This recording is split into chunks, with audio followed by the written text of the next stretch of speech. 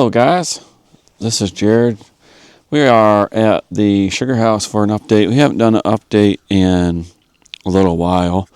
So I've been working on the project for quite a while.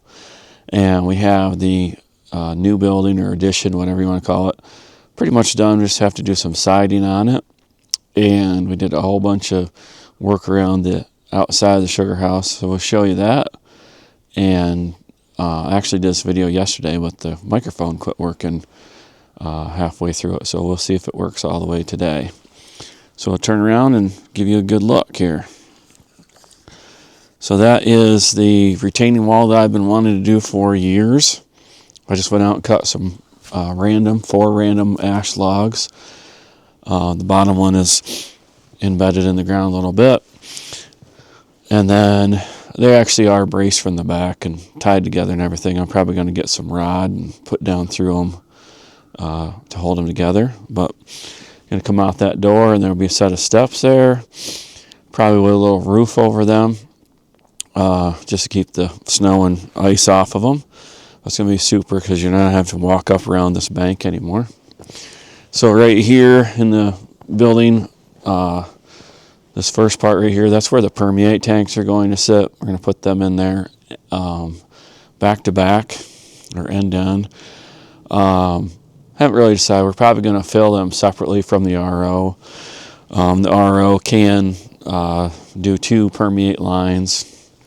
We'll probably have one go to tank 1, one go to tank 2, and that way we can limit how much we do with our washing. Probably going to be able to do 3 or 4 washes in between a boil if we really want to. That's kind of a time thing. It all depends on if you have time to do it. But the cold rinses at the end of the hot washes could definitely be big cold rinses, which would be great.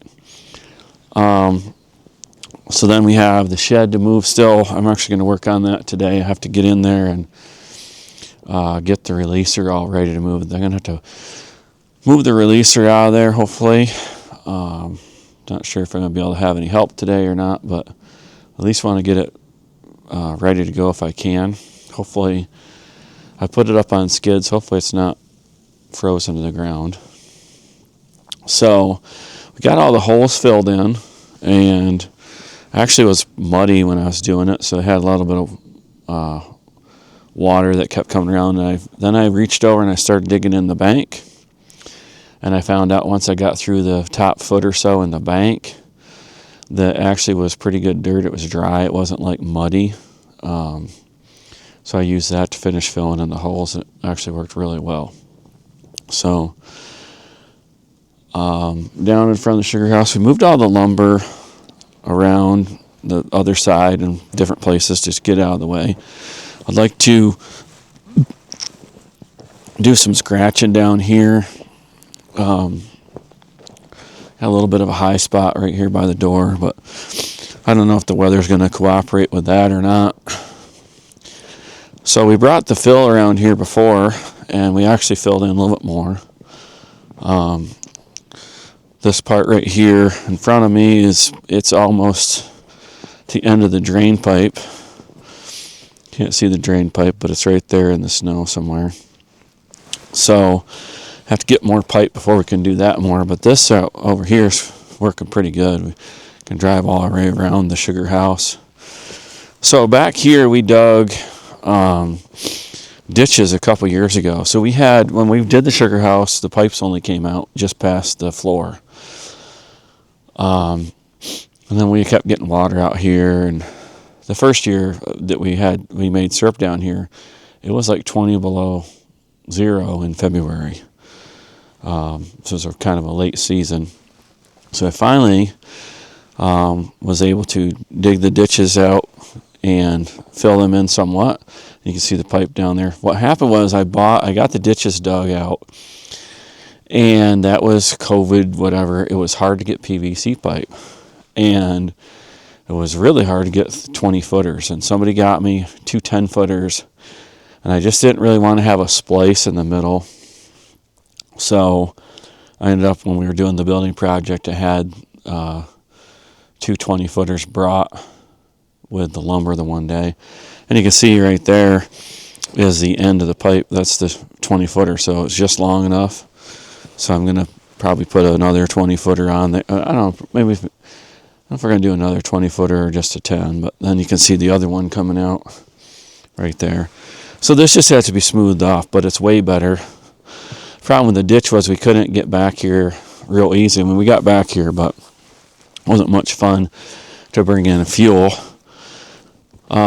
This ice right here is just water that's from coming out and just settling right here. So at some point we're going to have the big tanks are going to drain right through here somewhere.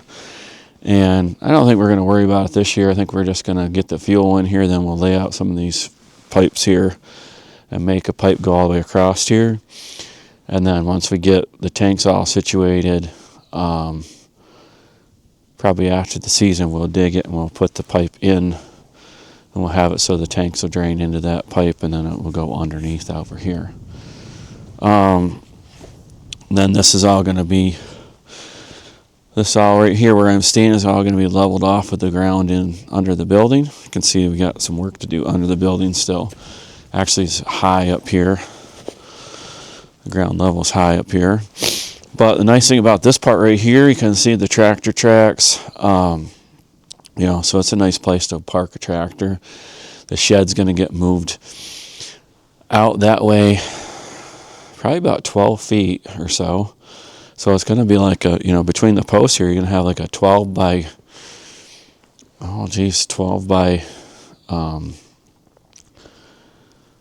24 area right here, something like that.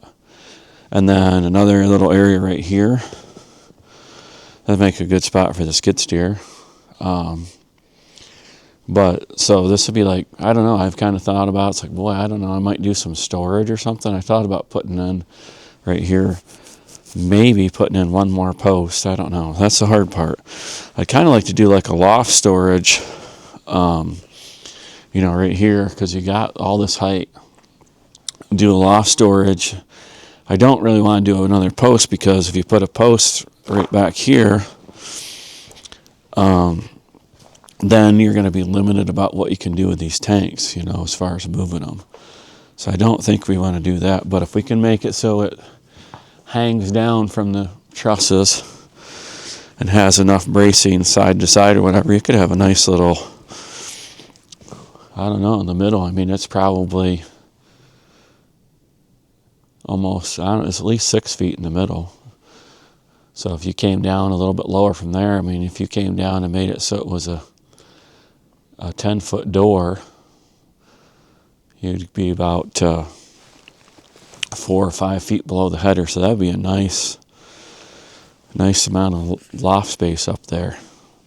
And you could even make it so the steps came off of this deck over here or something. That'd be pretty cool. But these holes are all filled in except for the middle one. The middle one has groundwater issues. And the middle post is off by, I think it's off by 1.5 inches. They made it so it was notched post, and it should have been a solid post. If you look at it from the road, the header has just a little bow, so they're going to fix that. Amish are supposed to come back next Saturday. Today's Sunday, the 19th of January. Amish are supposed to come back next Saturday and side the end towards the Sugarhouse, and then side this end over here. And then from there, I'm not sure. We're going to probably side the whole thing right here by this tank, by the head tank, once we get the other head tank up there. And then on the other side, we're going to side down about 5 feet. I think we're going to make it so we have 10-foot doors. I'm going to have 2 doors over there, and then probably a door over here, and maybe a smaller door here. It's kind of hard because I don't want to limit the amount that we can do, because if we, if you make it hard to move those tanks around, if you ever have to move them, it's not going to be very much fun, But we'll have to think about it a little bit more before we get ready to do that. But we're not going to do doors anytime soon, and we're definitely not going to do all the siding anytime soon. We're just going to do just enough to keep the snow out for now, basically. The other reason I'm not real a big hurry to do all the siding is I don't really want it to be dark in there, So that is what we have. And then we're going to tack onto this video, a little video where we went out in the woods to show you the woods work. Like I said, this video, the sound didn't work. So the woods work is, yesterday I worked in the woods. Actually, my neighbor helped me. He had his saw, and we just walked around cutting trees and limbs and things off the lines. Between the two of us, we burned 6 chainsaw tankfuls of gas. And normally I would go out and cut a pretty good sized load of wood for, I don't even think I'd use 2 tanks. So if that gives you an idea how many trees we cut up, you'll see in the video. And the video that I did actually wasn't even the worst spot. But thanks for watching. Stay tuned for more from Triple D Farms, Triple D Maple, and Triple D Cabins.